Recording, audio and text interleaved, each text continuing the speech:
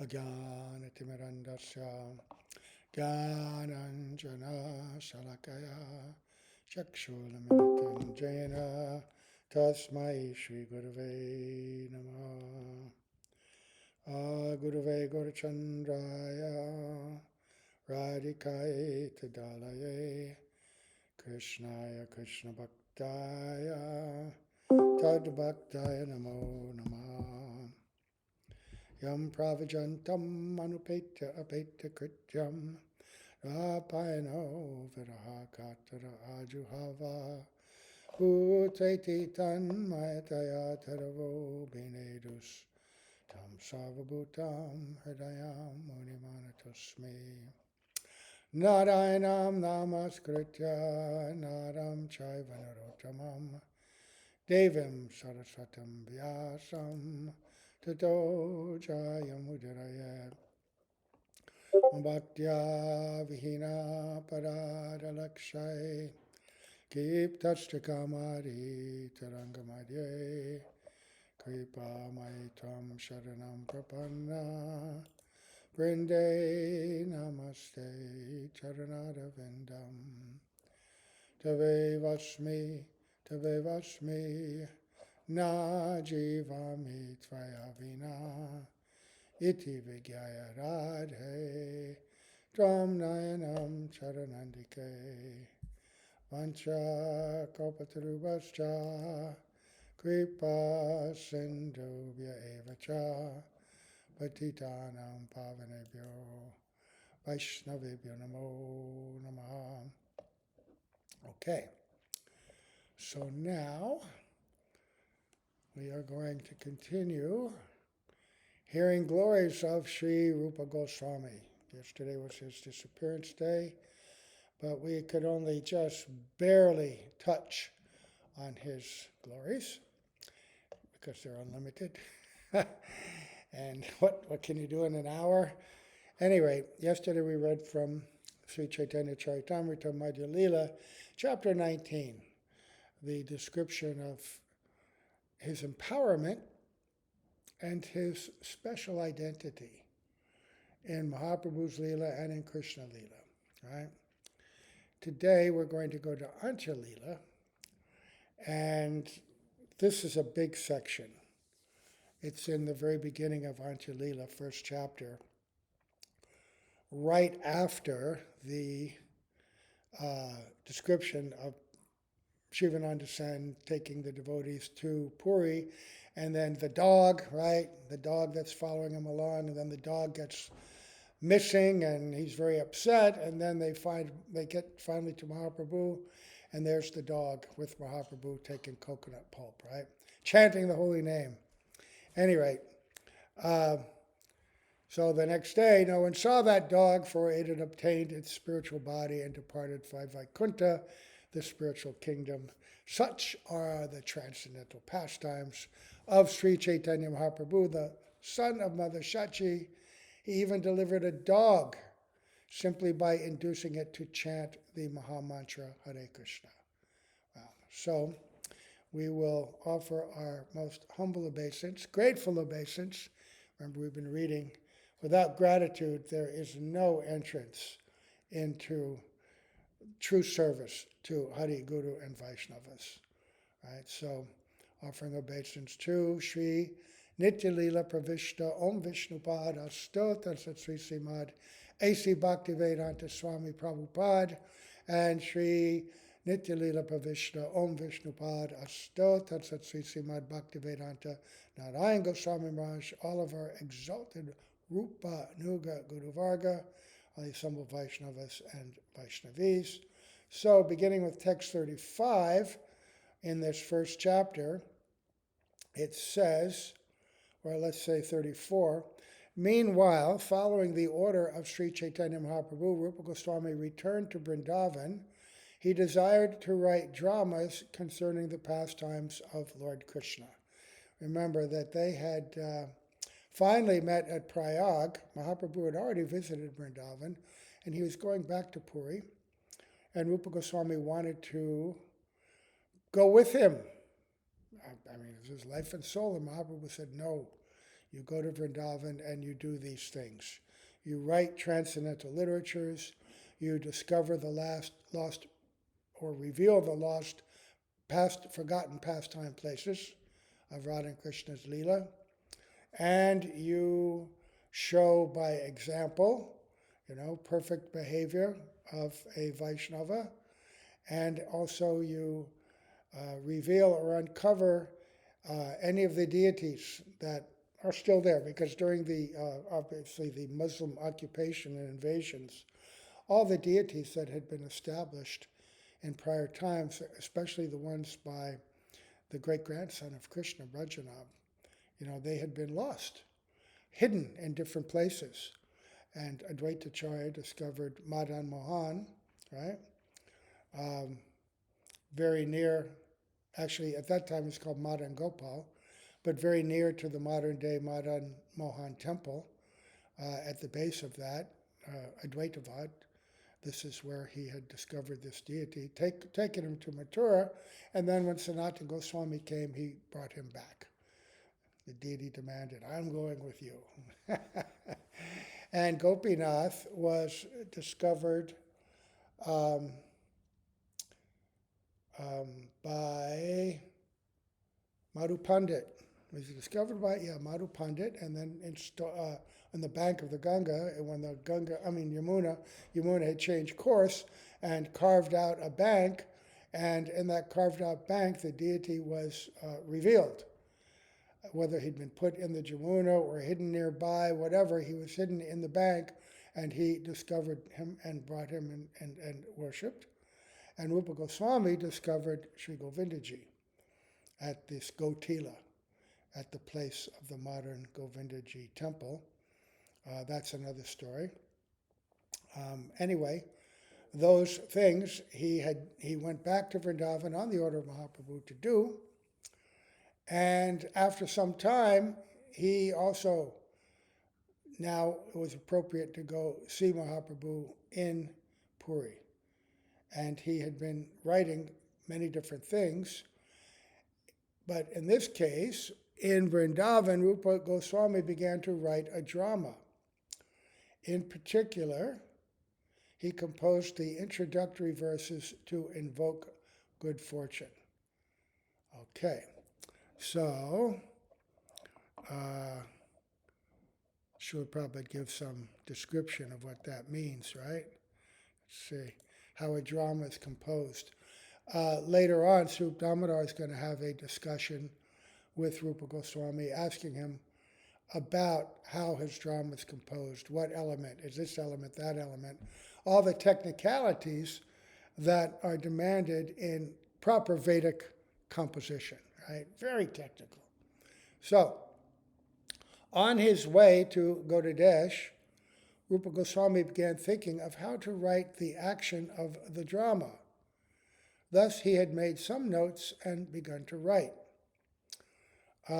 In this way, the two brothers, Rupa and Anupam, reached Bengal, but when they arrived there, Anupam died, right? So, Srila Prabhupada said something. Formerly, when a person died, it was commonly said that he had attained the shelter of Mother Ganga, even if he did not die on the bank of the Ganga.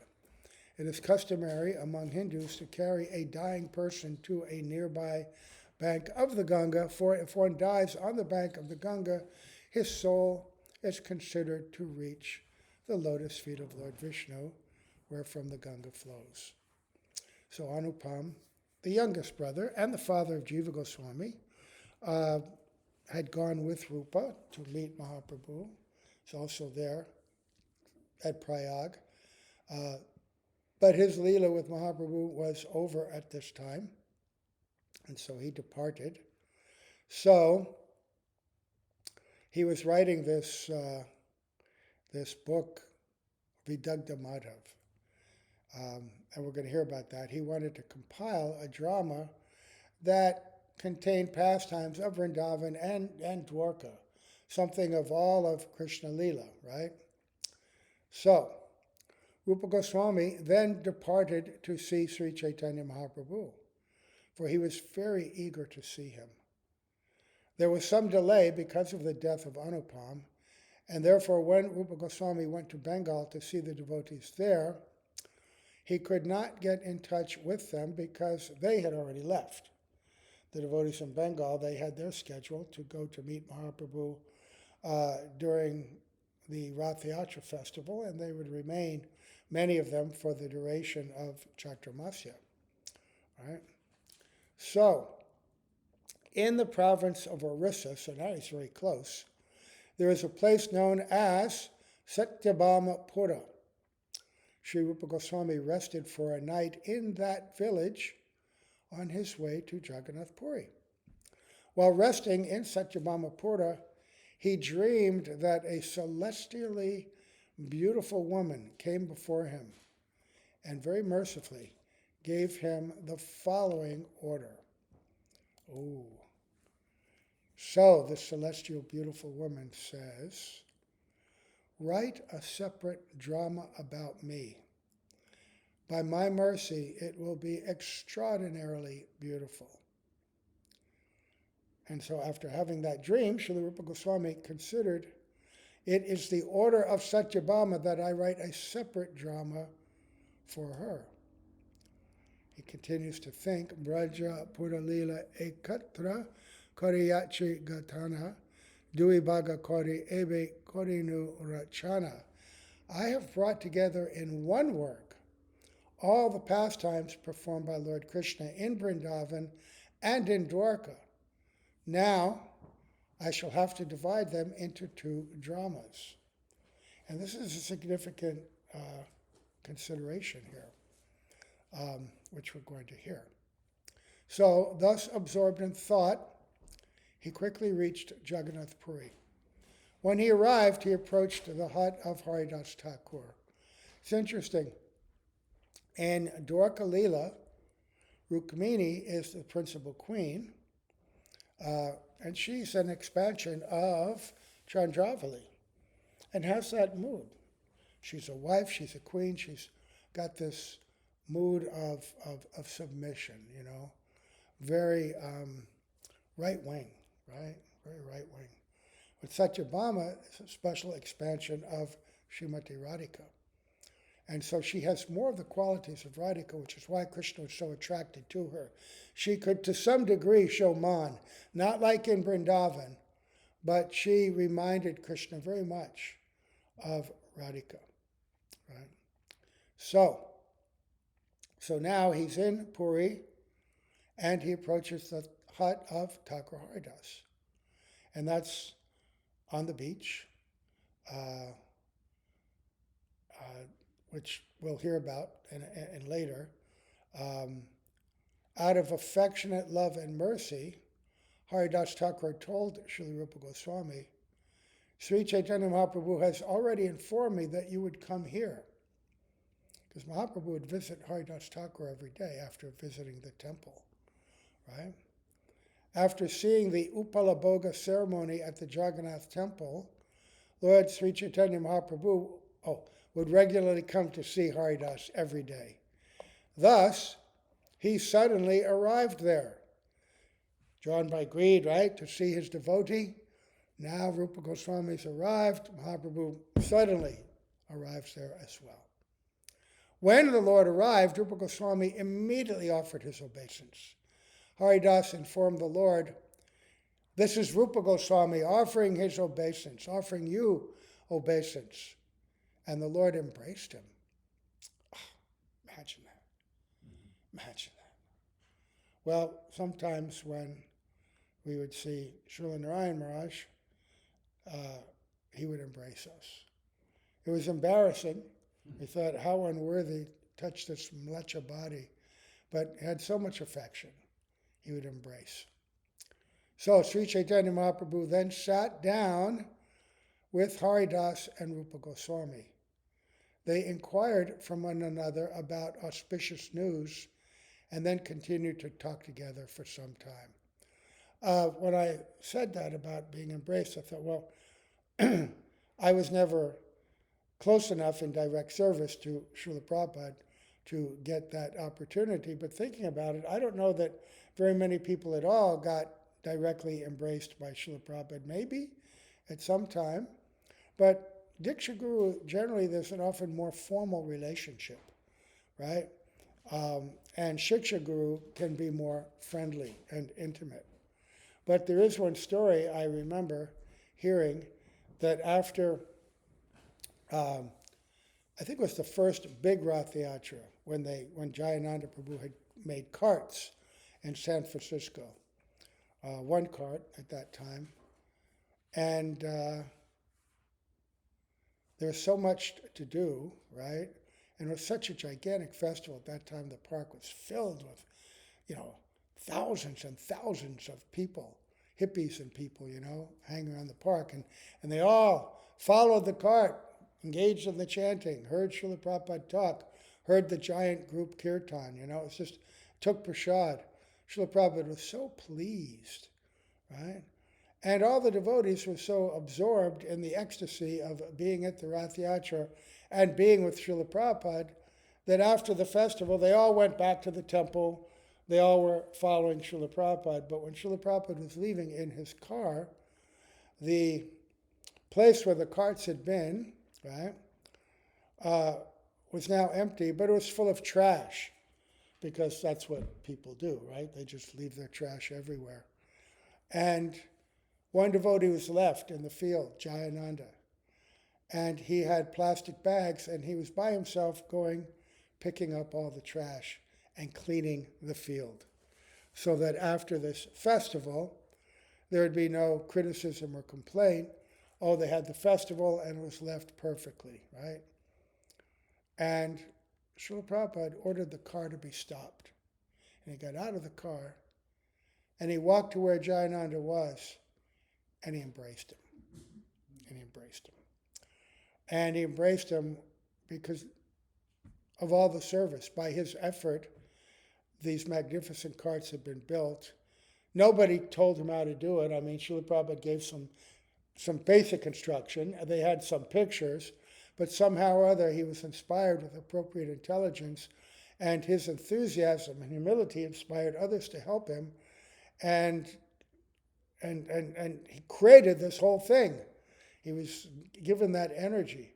And then, not taking any big credit or I've done so much, afterwards he just cleaned everything up by himself, not even asking anyone to help. And Srila Prabhupada just could not help it. He had to go out and embrace him. He was so pleased with him. Can you imagine? So Mahaprabhu, so pleased with Rupa Goswami and embraced him. So, Sri Chaitanya Mahaprabhu then sat down with Haridas and Rupa Goswami. They inquired from one another about auspicious news and then continued to talk together for some time. When Sri Chaitanya Mahaprabhu inquired about Sanatana Goswami, Rupa Goswami replied, I did not meet him. So then this would be, I came by the path on the bank of the Ganga, whereas Sanatan came by the public road. Therefore we did not meet. In Prayag, I heard that he had already gone to Vrindavan. Rupa Goswami next informed the Lord about the death of Anupam. So I'm not sure about the chronology here, whether that meant that Sanatan was already on the way himself to Puri at that time, or they had not yet met in Vrindavan. Maybe Rupa went to Puri more quickly, and when Sanatan finally got to Vrindavan, he was not there. And then he informed him about Anupam having left his body. After allotting residential quarters there to Rupa Goswami, Sri Chaitanya Mahaprabhu left. Then all the Lord's personal associates met Srila Rupa Goswami. On the next day, Sri Chaitanya Mahaprabhu again met Rupa Goswami, and with great mercy, the Lord introduced him to all the devotees. This is another very intimate thing, right? Now I'm introducing you to my family. Like in this world, right? If say a boy and a girl are getting together, right? You can tell it's more serious when one gets introduced to the family. Oh, this is my father and mother, right? That's more intimate. This is my brothers. This is my family, right? Or if you're just friends, right? You may play together in the playground, but if you are introduced to the family, oh, that's much more intimate. And you're being accepted in a higher way, right? You're brought into the family in some cases in that way. And so now, Mahaprabhu is introducing him to all of his special associates in Puri. Srila Rupa Goswami offered his respectful obeisance unto the lotus feet of them all, and all the devotees by their mercy embraced him. So now they're feeling so much affection. Welcome to the family, right? They're all embracing him. How beautiful. What a sight that must have been. All of them absorbed in such deep love, but also such humility and natural affection. And so this scene must have been so lovely to see, and even more lovely to participate in, right? So Sri Chaitanya Mahaprabhu told Advaita Acharya and Nityananda Prabhu, you should both show your mercy wholeheartedly to Rupa Goswami. Another important thing, because this is how we get the full mercy of Mahaprabhu, through his most dear associates. We generally don't approach the Lord directly. Sometimes we pray directly to the Lord, but our service is accepted when his servants accept us. So now, Nityananda, Advaita, the one who called him to this world. Nityananda, the one who understands the mission of Mahaprabhu and is the very expansion of Mahaprabhu's energy to preach. He is Akhanda Guru Tattva, right? So, show your mercy wholeheartedly to Rupa Goswami. May Rupa Goswami, by your mercy, become so powerful that he will be able to describe the transcendental mellows of devotional service. And without the mercy of Mahaprabhu's near and dear, there's no possibility. And he's saying that even though he directly embraced him and blessed him, he's saying, give him your mercy, and then he will be completely empowered. Thus, Rupa Goswami became the object of love and affection for all the devotees of the Lord, including those who came from Bengal and those who resided in Orissa. Right? So by the mercy of Mahaprabhu, one gets the association of the devotees, and by the mercy of the devotees, one gets the mercy and association of Mahaprabhu. Remember when Nityananda first arrived in Navadvip, Mahaprabhu said, oh, last night I had a dream, a great personality has come. And he described it, arriving on a chariot with the flag, with the palm tree, and described his physical features, how beautiful he was with the whitish complexion and blue cloth, and great Mahatma, great devotee, right? And he ordered Srivas and Haridas to go find him. And they searched everywhere in Navadvip. They couldn't find him. All the roads, all the back roads, all the homes. Then Mahaprabhu said, oh, smiling, come with me. And they walked down the main road, went to Ishadan, that beautiful garden area, and there in the house of Nandanacharya, Nityananda was sitting, absorbed in his own ecstasy, waiting, and they opened the door, and there he was. And Mahaprabhu gazed upon Nityananda, and Nityananda gazed upon Mahaprabhu. The devotees witnessed this extraordinary meeting, but the fact was that Nityananda represents, he's the great teacher, the great original guru, complete embodiment of the principle of Guru Tattva. And through him, one gets the mercy of Mahaprabhu, but also by the mercy of the Lord, one gets the opportunity to connect with Guru and serve him. So they're intertwined in that way. So, bless Rupa Goswami, he told Nityananda and Advaita. And then he will truly become powerful enough to describe these extraordinary transcendental mellows of devotional service. So secret, they've not been delivered before. And all the yugas before us, and all the millennia, one after the other, all the different incarnations that have appeared, no one has described and understood what I have come to give. But by your mercy, Rupa Goswami can do this.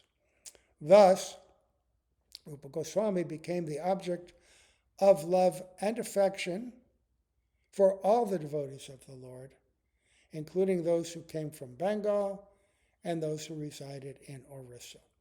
Every day, Sri Chaitanya Mahaprabhu would go to see Rupa Goswami, and whatever prasadam he received from the temple, he would deliver to Rupa Goswami and Haridas Thakur. So they're completely dependent. Mahaprabhu took them under his complete shelter and would even feed them, bring them prasad from the temple. He would talk for some time with them both, and then leave to perform his noontime duties.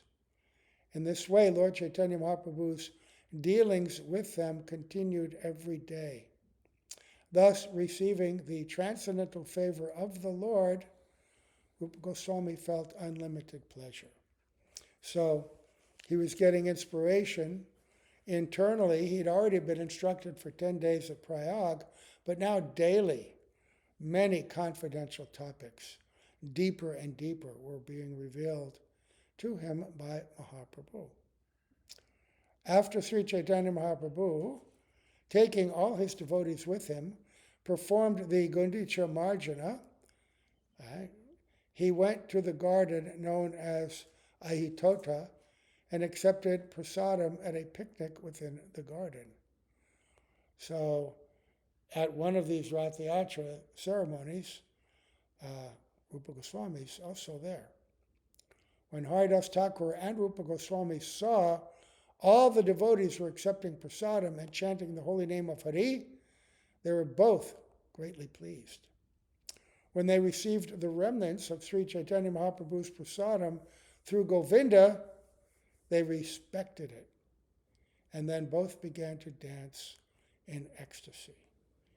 So I'm not sure was this the Govinda whose disappearance was yesterday.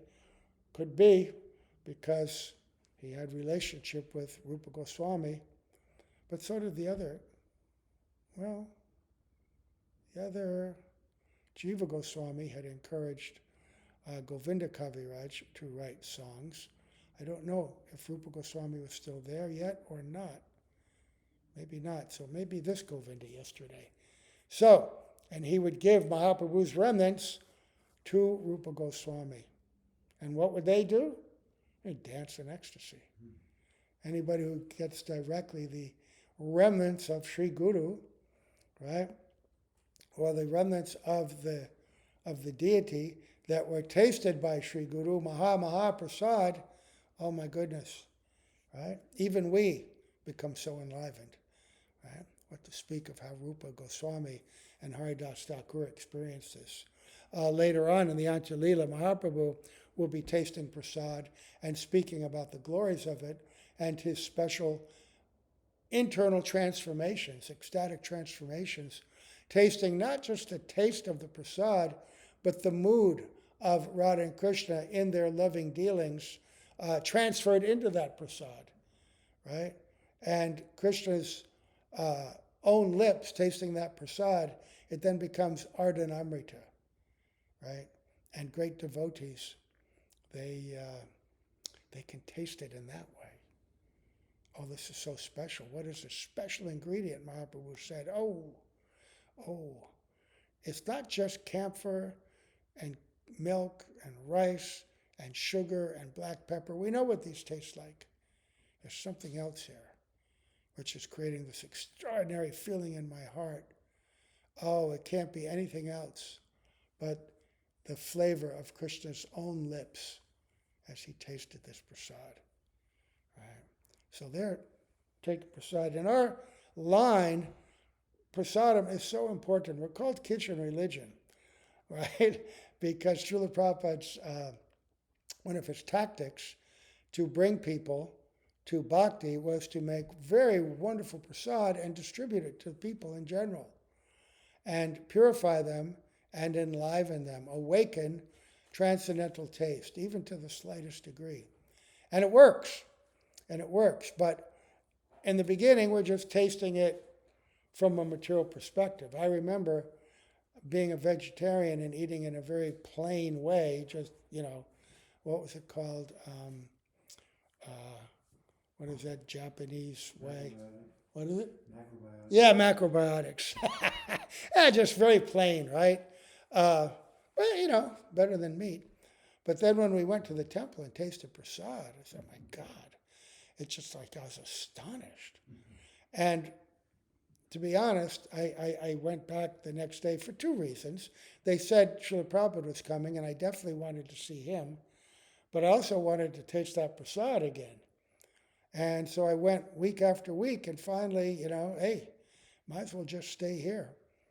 And I told one of my friends, I think I'm going to join. And he said, yeah, I get it. If I could have a nice plate of that prasad every day, I might join too. I thought it was going to be like the Sunday feast every day. It wasn't. And we would, the temples were poor. We would have chapatis, white rice, and green split pea dal. Right? Not even any veggies in it, That would be that would be our lunch, and our breakfast would just be plain farina with 2 slices of orange, 8 chickpeas with pepper on them, soaked, and farina. If we were really lucky, there might be a few grapes in it, right? But it was wonderful. You could have as much as you want, and we were not agitated. We were satisfied. And on Sunday, there it was, that Sunday feast. So these remnants are important, but we want to get to the stage of tasting prasad as it is, in its real way. In fact, all the limbs of bhakti. We want to be able to chant and hear that holy name with deep love and realization of the nature of Sri Nam, right? To actually chant with the realization that we're serving Krishna by calling his name, and that we're tasting that service when chanting that name. We're not distracted by separate interests, separate desires, by, material motives and material activities that may float through our mind. None of that. We want all that gone. We want to be like these devotees. So on the next day, when Sri Chaitanya Mahaprabhu went to see Srila Rupa Goswami, the omniscient Lord spoke as follows. Now, listen to this, because remember how Sri Rupa had been instructed by Satyabhama to write 2 separate dramas, right? One about Krishna in Vrindavan and one about Krishna in Dwarka. In Dwarka, he's with Satyabhama. So Mahaprabhu said, let me read the Bengali of that. Let's see. Krishna re bahira nahi kariha vrajya hoite raja chari Krishna kabu nayana kahante. Okay. God, here we go. Do not try to take Krishna out of Vrindavan, for he does not go anywhere else at any time. Krishna nyo jadu sambhuto ya purna stostata para Vrindavana parityajya sakvachtin naivagachati. This is from the Lagu Bhagavatamrita, written by Srila Rupa Goswami. So he heard it from Mahaprabhu, he wrote it in Lagu Bhagavatamrita, and Krishna's Kaviraj has quoted this. The Krishna known as Yadu Kumar is Vasudev Krishna. He is different from the Krishna who is the son of Nanda Maharaj. Yadu Kumar Krishna manifests his pastimes in the cities of Mathura and Dwarka. But Krishna, the son of Nanda Maharaj, never at any time leaves Vrindavan. Vrindavana parityaja svakvachchin naiva gacchati. Right? After saying this, Chaitanya Mahaprabhu went to perform his noontime duties. leaving Srila Rupa Goswami somewhat surprised. So he thought, Rupa Goswami, Satyabhama ordered me to write 2 different dramas, Srila Rupa Goswami thought. Now I understand that this order has been confirmed by Sri Chaitanya Mahaprabhu. Formerly, I wrote the 2 dramas as one composition. Now I shall divide it and describe the incidents in 2 separate works. I shall write 2 separate invocations of good fortune and 2 different introductions. Let me think deeply about the matter and then describe 2 different sets of incidents. So this is really important, that Mahaprabhu came to give us this Unnata Ujjvala Rasa Bhakti Sriyam, right? To understand the topmost love of God and the topmost state of service to Krishna as servants of Srimati Radhika, but nevertheless, in a broad way, Braj Prem, right? This was a speciality. He came specifically first as Krishna to display this to the world, having not done that in the entire day of Lord Brahma and would not do it for the rest of his day, but he wanted to show this to the world, and then he wanted to come as Mahaprabhu to explain it and how to gain entrance into it. Right?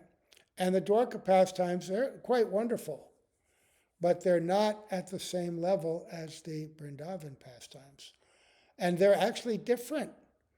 And from Tattva, Krishna in Dwarka is not different from Krishna in Vrindavan, but from the perspective of us, there's a great difference. And Krishna from Vrindavan, Nanda Kumar, he never leaves Vrindavan, never takes a step out of Vrindavan. The Krishna of Dwarka and the Krishna of Vrindavan are not the same. And so this was something during the time of Srila Prabhupada, many of his disciples really never understood. And thus we have deities that are worshipped named Rukmini Dwarkadish, and yet he's playing a flute in a 3-fold bending form, right? In the Brihad Bhagavatamrita, when Krishna is at Nava Vrindavan, brought there by Narad and Uddhava, and he awakens and sees the murtis of, Nanda and Jashoda and the gopis, and he feels he's in Vrindavan. And all of a sudden, he assumes this 3-fold bending form with a flute. And the queens who had been witnessing this from the hidden places in the bushes were told not to go near. It's described they had never seen this form before. It was so beautiful, never been seen before. He never showed that. In Vrindavan, in Dwarka, there's no peacock feather. There's no flute. He doesn't show himself in that dancing gesture. He's a king. Very different. He's more beautiful than any other incarnation, but he's not Krishna in Vrindavan. He doesn't display his full beauty, right? Like the moon. The moon in all of its different phases is the same moon, but it shows itself differently according to when and where it appears, right? So Dwarka is maybe like 9/10 of the full moon, right? But Vrindavan is the full moon. And so it's important to understand that. Or, like at Delhi, what is it? Radha Parthasarthi, the name of the deity there.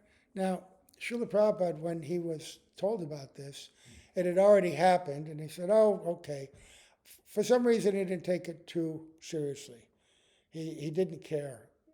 He reconciled. He could always reconcile. But from a deeper perspective, of course, Radhika never goes to, the only time she ever goes to Kurukshetra is during the time of the solar eclipse to bring Krishna back to Vrindavan. That's what the whole Rath Yatra pastime is about. You can't be fully happy here. Come back to Vrindavan. Anyway, we don't want to get too caught up in that, but we have to understand this essential principle. If you worship the form of Krishna in Dwarka, that's where you go. And if you worship the form of Krishna in Vrindavan, if you worship under the guidance of the followers of Mahaprabhu, especially and principally Rupa Goswami, that's where you'll go, right? So, during the Rath Yatra ceremony, Rupa Goswami saw Lord Jagannath. He also saw Lord Chaitanya Mahaprabhu dancing and chanting in front of the Rath. When Rupa Goswami heard a verse uttered by Sri Chaitanya Mahaprabhu during the ceremony, he immediately composed another verse dealing with the same subject. Remember that? Mahaprabhu singing that apparently mundane love song about the lover lamenting that I used to meet with my beloved here when we weren't married, on the banks of this Revati river and under the, and hidden in the canes, the Vatasi canes under the trees. We had a special mood there. Now I'm married to that same person, but it's not the same. It's not the same. I want to go back to those times with that special flavor, that special taste. And he was actually, Mahaprabhu in a hidden way, talking about Radhika seeing Krishna in Kurukshetra. And I'm Radha, he's Krishna, but this is not the same. So I have already described all these incidences, but still I wish to add briefly something more. Generally, Sri Chaitanya Mahaprabhu recited a verse while dancing and chanting before the Rath. But no one knew why he was reciting that particular verse. Only Rupa Damodar Goswami knew the purpose for which the Lord recited that verse. According to the Lord's attitude, he used to quote other verses to enable the Lord to relish mellows.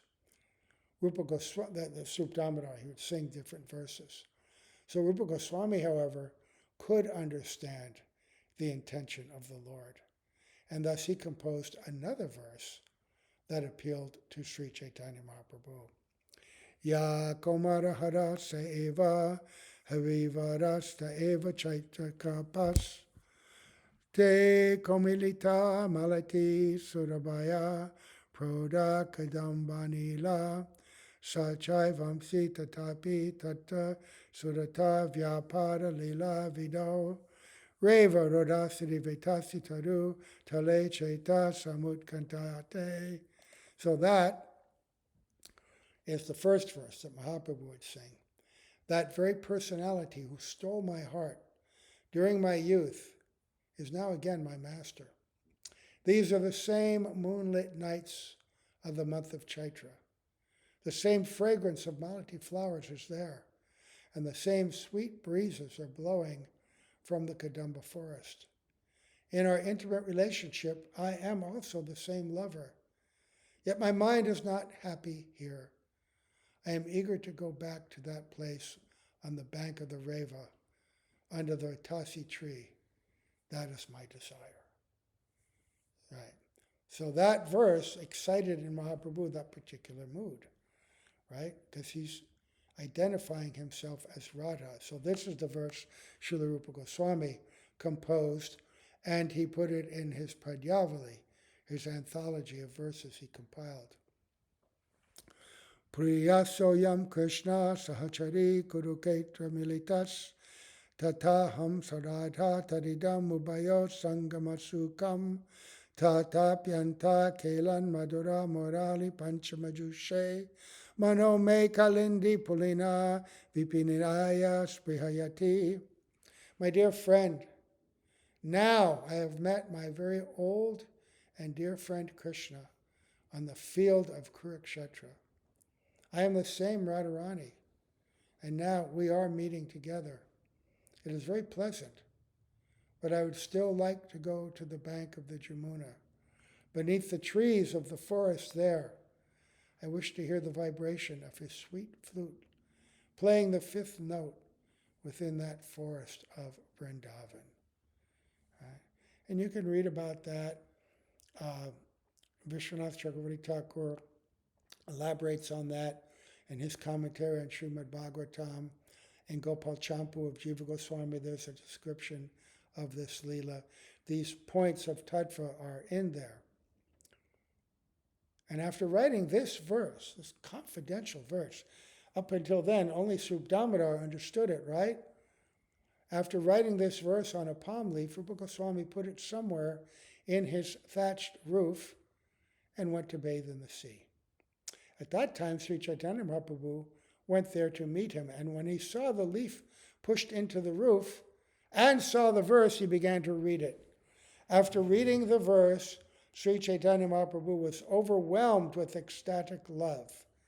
At that very time, Rupa Goswami returned, having finished bathing in the sea. Seeing the Lord, Sri Rupa Goswami fell flat in the courtyard to offer obeisance. The Lord slapped him mildly in love and spoke as follows: "My heart is very confidential. How did you know my mind in this way?" After saying this, he firmly embraced Rupa Goswami. Sri Chaitanya Mahaprabhu took that verse and showed it to Srup Damodar for him to examine. Then the Lord questioned him. Speaking to Damodar, he said, "How could Rupa Goswami understand my heart?" Srup Damodar replied, "I can understand that you have already bestowed your causeless mercy upon him. No one could otherwise understand this meaning. I can therefore guess that previously you bestowed upon him your causeless mercy." So this pastime is in the Bhagavatam, and the conversation between the gopis and Krishna, but the inner sentiments are covered over. It's not really directly explained at all, right? Shukadeva Goswami covered things in language and kept certain things confidential so that the full meaning was there, but it required special persons to unravel, unpack, and understand what was actually being said when Krishna and the gopis were talking. So Sri Chaitanya Mahaprabhu replied, "Rupa Goswami met me at Prayag. Knowing him to be a suitable person, I naturally bestowed my mercy upon him. I thereupon also bestowed upon him my transcendental potency. Now you should also give him instructions. In particular, instruct him in transcendental mellows." So Mahaprabhu is telling Srup Damodar, you also now give him instruction. I've inspired him. He's a competent person to understand these deeper subject matters. Only you can explain these highest truths, because Srup Damodar is Radharani's one of her two most confidential associates, who are always with her and understand her moods completely. Srup Damodar said, "As soon as I saw the unique composition of this verse, I could immediately understand that you had bestowed upon him your special mercy." And then he says this, "Palena pala karanam anumiyate." By seeing a result, one can understand the cause of that result. Palena means by the result, palakaranam, the origin of the result. And anumiyate, then we can guess. Palena pala karanam anumiyate. That's a logical, it's a statement of Naya. Okay, so we're going to stop here. This goes on for a long time. This chapter has over 200 shlokas. We're at 90. So tomorrow we are compelled to continue to talk about Srila Rupa Goswami. And this will give us more appreciation of the Madhurya Kadambini, because in Madhurya Kadambini we're going to be starting the chapter on Ruchi, when taste awakens, transcendental taste. And if we hear this about Rupa Goswami, remember Vishwanath Chakravarti Thakur is considered the incarnation of Rupa Goswami, and Madhurya Kadambini is the essence of what Rupa Goswami taught about bhakti and how to practice and how to understand it, right, in its different stages, very expertly given. And then Srila Narayan Raj embellishing and unpacking it even further for us in his commentary. So it'll be very good if we read this. All right, so we will stop here and offering our most. Oh, look at my head. Ah, I'm like Rahu. Just my head here. I don't look at the screen when I'm lecturing. I'm looking at the book. Oh, well, kind of funny. Grateful obeisance to Srila Prabhupada, Srila Gurudev, and all the assembled Vaishnavas and Vaishnavis. Go Premanande Hari Bo.